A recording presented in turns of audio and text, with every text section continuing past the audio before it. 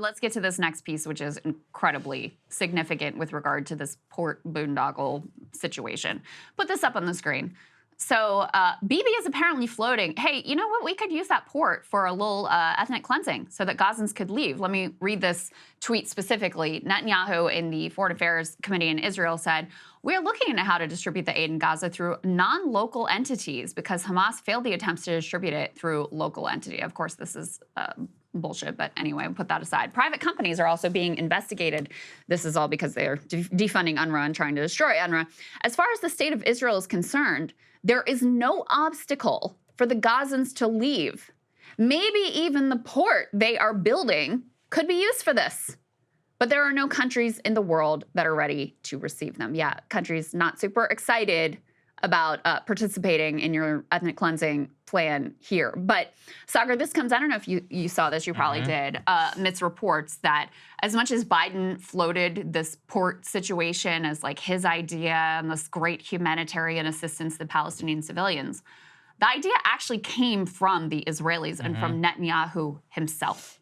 So this gives you some insight into why they were keen for us to build this temporary port, which is going to take months, which is going to take somewhere around 1,000 U.S. service members who are going to be put at risk, untold amount of dollars, and is not even going to come close to solving the problem, which is the fact that babies are starving to death right now today. That's what they want. They want us to take them. They want us to be responsible for occupying, I mean, remember, the Wall Street Journal, they wrote a whole article. They were like, hey, America, you guys should take all these refugees from Gaza, and then we'll figure it out. You know, these are literal members of the Knesset who wrote this openly, and they said that we should occupy the place and that we should take responsibility for them. That's what pisses me off the most about this. It's not even humanitarian because, as he said, people are either starving, we're not helping in the future, we're footing the bill, our people are at risk, it's a boondoggle, and it's just helping, at least in the interim, you know, kind of helping accomplish their overall strategy. So the whole thing is just totally ridiculous. And what, again, does it say about a prime minister who was willing to just say this out in the open about how, hey, maybe you guys can take them, or you can facilitate her? It's like, what, we're going to ship people out on U.S. Navy vessels to where? On your behalf? Like, no. That's not how this is going to go.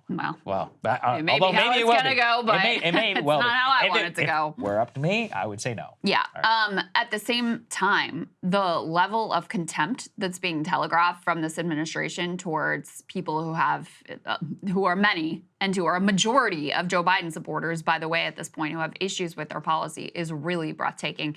Here's Karine Jean-Pierre. Just look at her affect. Listen to the answer, but also look at her affect while she is fielding this question about people who have objections to Joe Biden's policy of unconditional support of Israel. Take a listen. Majority of Palestinian American, Arab American, and Muslim organizations that the White House reached out to for a meeting this week rejected the invitation. So what is the White House strategy on this, and are there plans for the president to directly engage with these communities?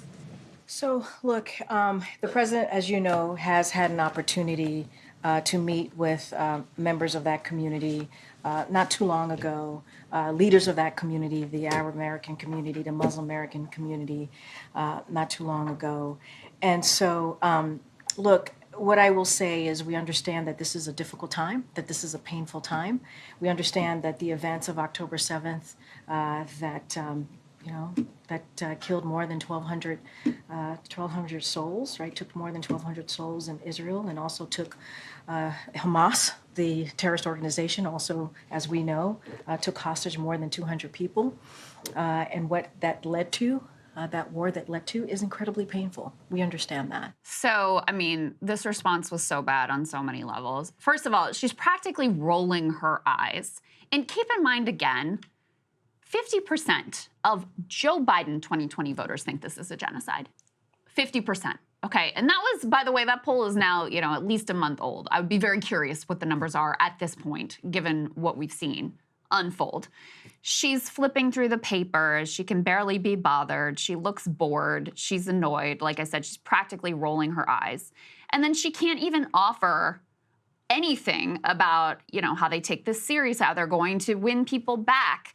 She can't offer anything, even a word about Palestinian civilian death and that loss of life and how it's wholly unacceptable. So, like I said, the level of contempt that continues to be telegraphed here is just really wild. It's very odd. I think that the eye roll just comes from they don't want to deal with this anymore. They're just like, we want this to go away. We don't want to talk about it. We don't want this to be a problem for us. And I think one thing that the Israelis and the Biden administration, all of them have underestimated is that these clips are not local. Like, they go viral. And that moment went very, very viral. I think for the exact reasons that you're talking. Part of the reason why we highlighted it here was because of the indifference. And they just don't seem to understand where that disconnect is, especially for their voters. And that's where it's becoming a political problem. Yeah, absolutely. So the last piece we wanted to put up here, because this is relevant to It's this hilarious. I wanted this. whole conversation about, like, Israel's so upset about Chuck Schumer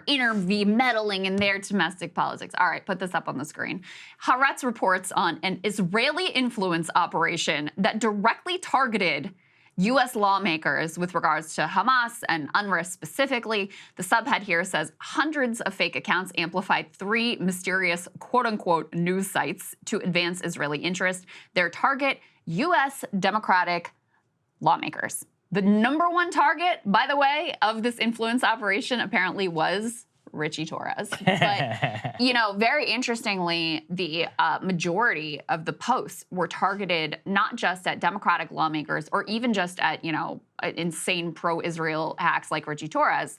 It was actually targeted very specifically at Black Democratic lawmakers because there was this, the sense is borne out by, if you look at who is signed on to ceasefire proposals, especially from early on, there's a disproportionate number of Black Democrats who were backing these proposals. You have a historic connection to the Palestinian cause among Black communities and civil rights activists in particular. So that was a serious focus. They say that over 500 different avatars were found on 3 social networks. They pushed out posts with almost identical wording, links to what Fake Reporter called. That's the outlet that actually originally identified this influence operation. The 3 main assets in this influence operation were these fake news websites, Unfold Magazine, Non-Agenda, and The Moral Alliance. There's a very strong suggestion in this report, though they don't come right out and say it, that it was being run by the Israeli government directly. We don't have 100% proof of that, but again, like I said, strong suggestion.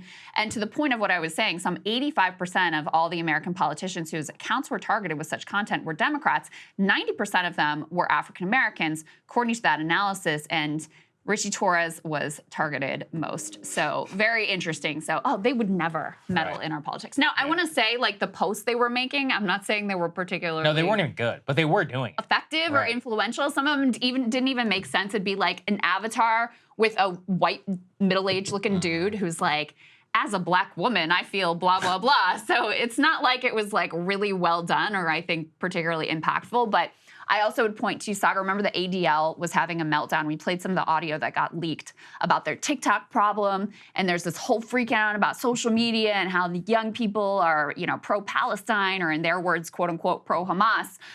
So I do wonder if this was like a direct reaction to that to try to combat the the pro-Palestinian sense on social media, especially among young people. I think it's possible. I don't know necessarily though if that's what they're. I think it's just a classic influence op, and they're going after the people that think and work for. Yeah, this is just what they do. They're Mossad Israelis, like I said, they're the most notorious spies and like internal meddlers here in the U.S. by an alleged U.S. ally. So anyway, I think it falls in the traditional playbook. Hey guys, if you like that video, go to breakingpoints.com, become a premium subscriber, and help us build the best independent media organization on the planet. That's right. We're subscriber funded. We're building something new. We want to replace these failing mainstream media organizations. So again, to subscribe, it's breakingpoints.com.